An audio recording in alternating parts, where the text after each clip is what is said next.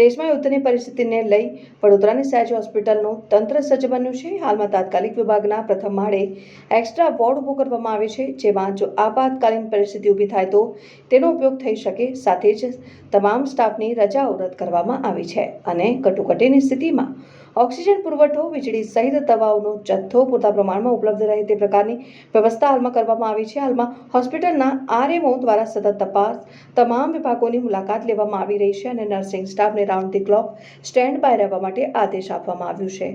હાલમાં જે યુદ્ધની પરિસ્થિતિના ભણકારા વાગી રહ્યા છે અને જે બી દેશમાં માહોલ સર્જાયો છે એ સંદર્ભે અમારું આરોગ્ય તંત્ર સંપૂર્ણપણે સજ્જ છે અને એલર્ટ મોડ પર જ છે।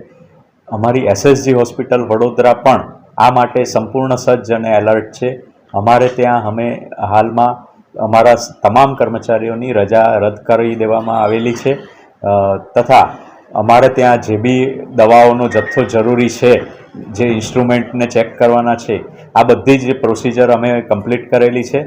દવાઓનો પૂરતો જથ્થો ઉપલબ્ધ કરી દીધેલો છે।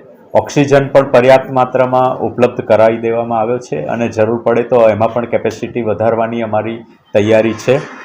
તદુપરાંત અમારી હોસ્પિટલમાં એક વોર્ડ હમણાં હાલમાં અમે રેડી જ રાખ્યો છે, જે કદાચ જો વધારે દર્દીઓ આવે તો અમે એમાં તો ઠીક, પણ એનાથી પણ જો વધારે દર્દીઓ આવશે તો વધારે બેડ્સની વ્યવસ્થા કરવા સક્ષમ છીએ। આ ઉપરાંત અમે અમારી બ્લડ બેંકને પણ સૂચના આપી છે કે બ્લડ ડોનેશન કેમ્પ વધારે અને બ્લડ જેમ બને એમ વધુ એકત્રિત થાય એ અમે પ્રયાસ કરીએ છીએ।